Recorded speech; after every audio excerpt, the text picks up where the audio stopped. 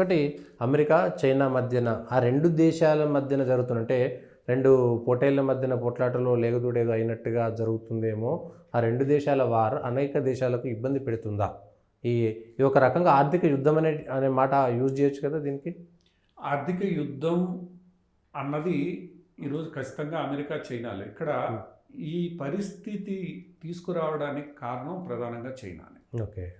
China WTO member అయిన తర్వాత ఆ WTO నిబంధనలని ఇష్టానుసారం ఉల్లంఘిస్తూ తన దేశాన్ని ఒక మ్యానుఫ్యాక్చరింగ్ హబ్గా తయారు చేసుకొని తన ఉత్పత్తుల్ని డంప్ చేస్తాను. WTOలో ఏవైతే కొన్ని అవకాశాలు ఉన్నాయో అన్ని దేశాలకి సమాన అవకాశాలు, సమానమైన ఇది ఉంటుంది. ఈ పన్నులకు సంబంధించిన కొన్ని నిబంధనలు, తక్కువ పన్నులకు సంబంధించిన నిబంధనలు ఇవన్నీ ఏవైతే ఉన్నాయో ఆ నిబంధనలన్నింటినీ చైనా అధికారికంగా అనధికారికంగా రెండు వైపులా దుర్వినియోగం చేస్తూ ఇప్పుడు WTO నిబంధనల ప్రకారం మ్యానుఫ్యాక్చరింగ్ ఇండస్ట్రీకి సంబంధించి చాలా నిబంధనలని ఆయా దేశాలు పాటించాల్సి ఉంటుంది. గౌరవనీయమైన వేతనాలు, వర్కర్లకు సంబంధించిన పలు నిబంధనలు, కాలుష్యానికి సంబంధించిన పలు నిబంధనలు, ఇవన్నీ కూడా WTO నియమాల్లో భాగంగా ఉంటాయి. వాటన్నిటినీ యథేచ్ఛగా ఉల్లంఘించి బయట దేశాలు ఏవి కూడా అక్కడ ఏం జరుగుతోందో తెలియనీయకుండా, ఎందుకంటే WTO కింద ఇన్స్పెక్షన్స్కి అవకాశం ఉంటుంది. చైనా ఏ రోజు ఇన్స్పెక్షన్స్కి అవకాశం ఇవ్వకుండా ఈరోజు చైనా మొండిగా ఈ మ్యానుఫ్యాక్చరింగ్ బేస్ని తయారు చేసుకుంది. అది ఈరోజు ఏ స్థాయికి చైనాలో మ్యానుఫ్యాక్చరింగ్ బేస్ చేసుకుంది అన్నది ఈ ట్రంప్ యుద్ధం మొదలుపెట్టిన తర్వాత బయటకు వచ్చిన వివరాలు చూస్తే ప్రపంచంలో అన్ని దేశాలు కలిపి మ్యానుఫ్యాక్చరింగ్ కెపాసిటీ ఎంత ఉందో అంత సమానంగా ఈరోజు చైనాలో మ్యానుఫ్యాక్చరింగ్ కెపాసిటీ ఉంది. అంటే చైనా ప్రపంచ దేశాలన్నింటికీ సమానంగా ఉత్పత్తుల్ని క్రియేట్ చేస్తుంది. అది కేవలం ఒక రంగానికి సంబంధించింది కాదు. అది ఆర్టిఫిషియల్ ఇంటెలిజెన్సు, రోబోటిక్ టెక్నాలజీస్ దగ్గర నుంచి రోజు వేసుకునే బట్టలు, ఆహార పదార్థాల వరకు కూడా పిల్లలు ఆడుకునే బొమ్మల దాకా అన్నీ చైనా ఈరోజు ఉత్పత్తి చేస్తుంది. ఇది చైనా కమ్యూనిస్టు ప్రభుత్వం ఒక పథకం ప్రకారం ప్రపంచ దేశాలన్నిటి మీద ఆధిపత్యం కోసం చేసిన ఒక వ్యూహం. ఇది ట్రంప్ ఒక విషయాన్ని ఈ మొత్తం వ్యవహారం మీద స్పందిస్తూ చెప్పింది ఏంటంటే, ఈ WTO ఒప్పందాలు ఇవన్నీ కూడా, ఈ ఫ్రీ ట్రేడ్ అగ్రిమెంట్లు ఇవన్నీ కూడా అభివృద్ధి చెందుతున్న దేశాలని అమెరికా స్థాయికి తీసుకురావడం ఒకటైతే, అంటే అభివృద్ధి చెందిన దేశాల స్థాయికి తీసుకురావడం ఒకటైతే, అదే స్థాయిలో అమెరికా కూడా దానివల్ల మరింత లాభపడాలి. అంటే it is a win win situation for all. అంతేగాని అమెరికా స్క్వీజ్ అయిపోయి వీళ్ళందరూ అమెరికా స్థానాన్ని ఆక్యుపై చేసుకోవడం కాదు. నువ్వు ముందుకు రావాలి, నేను ముందుకెళ్ళాలి. నువ్వు 100 కోట్ల రూపాయలు సంపాదిస్తే నేను 200 కోట్లు సంపాదించాలి. అంటే ఇద్దరం ముందుకు వెళ్ళేటట్లు ఈ ఒప్పందాలు చేయడం జరిగింది తప్ప, మీరు అమెరికాని స్క్వీజ్ చేసేసి కేవలం మా దేశాలకు సంబంధించిన పరిశ్రమలనే కాపాడుకుంటాం అనేదైతే విధానం అవలంబించారో, ముఖ్యంగా చైనా అవలంబించిందో, దానివల్లే ఈరోజు ప్రపంచంలో ఈ పరిస్థితి తలెత్తింది. ఇప్పుడు ట్రంప్ విధించిన టారిఫ్లకి చైనాకి ఈ పరిస్థితి అంతా తెలుసు. చైనా పరిశ్రమ అంతా కూడా ఎగుమతుల మీద ఆధారపడి ఉంది. ఈరోజు 75% చైనీస్ ఇండస్ట్రీ, మ్యానుఫ్యాక్చరింగ్ ఇండస్ట్రీ కావచ్చు, ఏదైనా ఇండస్ట్రీ కావచ్చు, ఎగుమతుల మీద ఆధారపడి ఉంది. వాళ్ళు ఎక్స్పోర్ట్ చేయడం కోసం ఇండస్ట్రీస్ పెట్టారు అంతే.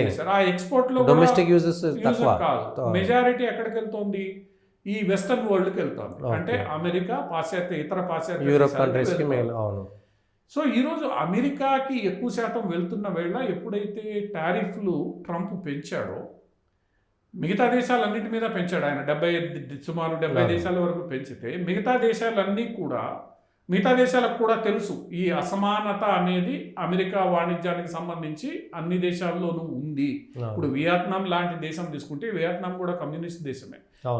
వియత్నాంకి అమెరికాకి ట్రేడ్ ఇంబ్యాలెన్సెస్ తీసుకుంటే చాలా ఎక్కువ ఉంటుంది. వియత్నాం నుంచి అమెరికాకి పోయేవి ఎక్కువ వస్తువులు ఉంటాయి, అమెరికా నుంచి వియత్నాంకి వచ్చేవి చాలా తక్కువ ఉంటాయి. అంటే ట్రేడ్ బ్యాలెన్స్ అనేది, డెఫిసిట్ అనేది చాలా ఎక్కువ ఉంటుంది.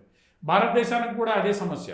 సో వీళ్ళందరూ ఇది అర్థం చేసుకుని ట్రంప్తో మేము మాట్లాడుకొని ట్రేడ్ బ్యాలెన్స్ని బ్యాలెన్స్ చేసే ప్రయత్నం చేస్తాం, అవసరమైతే మీ దగ్గర నుంచి కొన్ని వస్తువుల్ని మేము దిగుమతి తీసుకునే చేసుకుంటాం. ప్రయత్నం అవును. చేస్తాం. ట్రేడ్ బ్యాలెన్స్ని అది ఈ అమెరికా మొత్తం కోరుకునేది కూడా అదే. వ్యవహారంలో అమెరికా కోరుకునేది అదే. అదే మీరు నాతో చర్చించండి, ఏదైతే ఇబ్బందులు ఉన్నాయో పరిష్కరించుకుంటాం. కానీ ఇది అవలంబించకుండా చైనా ఏదైతే మొట్టమొదటి నుంచి అందరినీ బెదిరించే ధోరణితో, మేము ఎవరిని లెక్క చేయమనే ధోరణితో, ప్రపంచ ఒప్పందాలన్నింటినీ మేము ఇది చేయమనే ధోరణితో వ్యవహరిస్తోందో, ఈరోజు ట్రంప్కి వ్యతిరేకంగా కూడా అలానే వ్యవహరిస్తోంది. ఇప్పుడు మళ్ళా నేను కూడా 100% టారిఫ్ వేస్తానని చైనా లేటెస్ట్గా ప్రకటించింది. అవును. సరే, చైనా టిట్ ఫర్ టాట్కి వెళ్తోంది. వెళ్ళిన తర్వాత ఇప్పుడు ఏం జరుగుతుంది? అమెరికాకి ఎగుమతులు అయిపోయింది. ఆగిపోయిన తర్వాత ఈరోజు చైనాలో మ్యానుఫ్యాక్చరింగ్ ఇండస్ట్రీ పరిస్థితి ఏంటంటే లేబర్ ఇన్సెంటివ్ మ్యానుఫ్యాక్చరింగ్ ఇండస్ట్రీ కాదు అది. Okay. Highly automated manufacturing industry, heavily invested manufacturing industry. Heavily invested ఏంటంటే వాళ్ళు టెక్నాలజీని అంత హై ఆటోమేట్ చేయడానికి ఎక్కువ పెట్టుబడులు పెట్టారు. దానికి ప్రభుత్వం సపోర్ట్ చేస్తోంది. ఇవన్నీ చేసిన తర్వాత ఈరోజు చైనాలో 100% డార్క్ ఫ్యాక్టరీ సిస్టమ్స్ని వాడి ఉత్పత్తి చేయడం జరుగుతోంది. డార్క్ ఫ్యాక్టరీ లేదంటే 2-3 వర్కర్లు మొత్తం 70-100 మిషన్లని కంట్రోల్ చేస్తారు ఏదో కంప్యూటర్ ముందు కూర్చొని. అవి అలిసిపోకుండా 24 గంటలు 365 రోజులు ఉత్పత్తి చేస్తూనే ఉంటాయి. ఎందుకంటే అవి మిషన్లు మెయింటెనెన్స్ వస్తే తప్ప. అటువంటి డార్క్ ఫ్యాక్టరీ సిస్టంలో హై ఎఫిషియన్సీతో పనిచేసేటప్పుడు 100% కాకుండా 200-300%తో అక్కడ ఉత్పత్తి జరుగుతుంది. అవును. సో ఇప్పుడు అవన్నీ కూడా కొంతకాలం, ఇప్పుడు ట్రంప్తో ఈ ఇబ్బందులు తొలగేంత వరకు, లేదా అమెరికాకి ఆగిపోయిన ఎగుమతులు వేరే చోటకి వెళ్ళేలా ఏర్పాట్లు చేసేంత వరకు ఈ మొత్తం వ్యవస్థ ఆగిపోయే ప్రమాదం చైనాలో పెట్టుకోలేరు. ఆ వస్తువు నిల్వలు పెట్టుకోలేరు. ఎక్కడో దేశానికి పంపించాలి, బయటికి పంపించాలి. ఎక్కడికి పంపించాలి? ఇప్పుడు చైనా ఒకటి అమెరికాతో మాట్లాడడం నేను మాట్లాడుకోకూడదు అనుకున్నప్పుడు ఏవైతే వ్యవస్థలు ఉన్నాయో ఆ వ్యవస్థలు కుప్పకూలకుండా వేరే దేశాలతో మాట్లాడుకోవాలి. ఇక్కడ వేరే దేశాలు ఇప్పుడు భయపడుతున్నది ఏంటంటే, చైనా దగ్గర ఉన్న హైలీ ఎఫిషియంట్ మ్యానుఫ్యాక్చరింగ్ సిస్టమ్తో తయారైన ఉత్పత్తులు అత్యంత తక్కువ ఖర్చుతో, ఎందుకంటే చైనా ప్రభుత్వం అక్కడ ఫ్యాక్టరీలకి మద్దతు ఇస్తుంది కాబట్టి వాడు నయా పైసా లాభం లేకుండా ఈరోజు సరుకులను ఎక్కడైనా డంప్ చేయగలడు. ఎందుకంటే ట్యాక్స్ రిలీఫ్ ఇచ్చేస్తుంది. భారతదేశం లాగా ప్రజాస్వామ్య దేశం కాదు. అంబానీకి నువ్వు 1% తగ్గిస్తే అని రాజకీయ నాయకులంతా గోల్ చేయడానికి. అక్కడ ప్రభుత్వం నిర్ణయం తీసుకుంటే అక్కడ ఎవడు ప్రశ్నించేది లేదు. అటువంటి వ్యవస్థ ఉన్న దేశం ఈరోజు తలుచుకుంటే 100 రూపాయల వస్తువుని 10 రూపాయలకి ఎక్కడికైనా పంపించగలదు. సో ఈ పరిస్థితుల్లో ఎక్కడ చైనా ఉత్పత్తులు మిగతా దేశాల మీద వచ్చి పడతాయి? ఎందుకంటే ఎక్కడో చోట పంపించాలి. నువ్వు ఇంట్లో పెట్టుకోలేదు. ఇల్లు నిండిపోతే నీ ఉద్యోగాలు పోతే అన్రెస్ట్ వస్తుంది. ఇదంతా కమ్యూనిస్ట్ పార్టీకి ఇబ్బందిగా మారుతుంది. అందువల్ల కమ్యూనిస్ట్ పార్టీ ఏం చేస్తుంది? పోయే 100 రూపాయలు కదా, 10 రూపాయలకి డంప్ చేయండి వేరే చోటకి. అక్కడి నుంచి పోతూ నష్టం వచ్చేది ఏం లేదు. అటువంటి పరిస్థితి ఈరోజు ప్రపంచ దేశాలకు ఎదురవుతోంది. ఈరోజు చైనా ఆడిన డ్రామా ఏదైతే WTOని అడ్డం పెట్టుకొని ఆడిందో, ఏ దేశమైనా తనకెంత అవసరమో ముందు అది పూర్తి చేసుకోవాలి. ఆ తర్వాత తాను మిగతా దేశాలకి ఎక్కడికి పంపించగలదో పూర్తి చేసుకోవాలి. కానీ చైనా ఏకపక్షంగా వరల్డ్ మ్యానుఫ్యాక్చరింగ్ హబ్గా తయారు చేస్తుంది.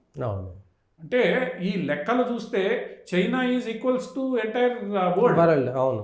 అటువంటప్పుడు నువ్వు ఇప్పుడు దాన్ని ఏం చేస్తావు? అంతే, యూజర్స్ నీ దగ్గర లేదు. దాంతో ఈరోజు ఆసియాన్ దేశాలు, ముఖ్యంగా Indonesia, Malaysia, Laos, Vietnam, Cambodia, Myanmar, Philippines లాంటి దేశాలన్నీ కూడా ఈరోజు ముఖ్యంగా టెక్స్టైల్ రంగం కావచ్చు, ఏది లేబర్ ఇన్సెంటివ్ మ్యానుఫ్యాక్చరింగ్ సెక్టర్ ఏదైతే ఉందో వాళ్ళందరూ భయపడిచి వస్తున్నారు. ఎందుకు? వీడికి 100 రూపాయలు ఒక మీటర్ గుడ్డ చేయడానికి పడితే 10 రూపాయలతో ఇప్పుడు చైనా హైలీ క్వాలిటీ బేస్డ్. అవును. ఇప్పుడు చైనా మిషనరీ చాలా హైలీ సోఫిస్టికేటెడ్. మంచి క్వాలిటీ నాణ్యత ఉన్న బట్ట 10 రూపాయలకి దొరికితే ఏమవుతాయి ఈ ఇండస్ట్రీలు? వీళ్ళు 10 రూపాయలకి అమ్మలేరు, ఎందుకంటే వీడికి 100 రూపాయలు పడుతుంది, వాడు అమ్మగలడు. సో మొత్తం మూసుకోవాలి. ఇప్పటికే ఆసియాన్ దేశాలలో రాబోయే ఈ ఉపద్రవాన్ని ఎలా ఎదుర్కోవాలి అని ఆసియాన్ దేశాలన్నీ తల్లబట్టుకుంటున్నాయి. ఎందుకంటే ఆసియాన్ దేశాలు మొట్టమొదటగా చైనాతో ఫ్రీ ట్రేడ్ అగ్రిమెంట్ చేసుకున్నాయి. అవును. ఆసియాన్ కూటమి ఏదైతే ఉందో ఆ రోజు మనల్ని చేరమంటే మనం చేరలేదు. అవును. ఆసియాన్ కూటమి చైనాతో ఫ్రీ ట్రేడ్ అగ్రిమెంట్ ఉంది. ఆ ట్రేడ్ అగ్రిమెంట్ని నువ్వు ఉల్లంఘించకుండా ఎలా వీటిని ఆపాలి? అంతే. ఇప్పుడు WTO ఏంటంటే రెసిప్రోకల్ టారిఫ్స్ మాత్రమే నువ్వు వేయగలుగుతావు. అంతే. నువ్వు నాకెంత ఇస్తున్నావు నేను నీకంత. ఇప్పుడు చైనా నేను టారిఫ్ వేయను వియత్నాం నుంచి వచ్చే వస్తువుల మీద అని డిసైడ్ చేసింది, నువ్వు కూడా వేయడానికి లేదు. లేదు. దాన్ని WTOలో నేను ఛాలెంజ్ చేయొచ్చు. అట్లా చైనా ఏముంది, నాకేమి వద్దు టారిఫ్ వియత్నాం నుంచి, కాకపోతే వియత్నాంలో నేను 100 కోట్లు డంప్ చేస్తా, అంతే. వియత్నాం కాదని లేదు. సో ఈ పరిస్థితి ఈరోజు చైనా ఒక వ్యూహం ప్రకారం ఒక స్థితిని క్రియేట్ చేసింది. అది ఈరోజు ఎక్స్పోజ్ అయిపోయింది. ప్రపంచ దేశాలన్నీ చైనా గత 2 దశాబ్దాలుగా WTO మెంబర్ అయిన తర్వాత, ఎందుకంటే WTOలో ముందు చైనాని మెంబర్గా చేర్చుకోలే, చాలా కాలం తర్వాత WTOలో చైనా మెంబర్ అయింది. ఆ మెంబర్ అయిన తర్వాత ఒక వ్యూహం ప్రకారం WTO నిబంధనల్ని ఎలా ఉల్లంఘించింది, దాని పర్యవసనాలు ఏంది అనేది ఈరోజు ప్రపంచం చూడబోతోంది.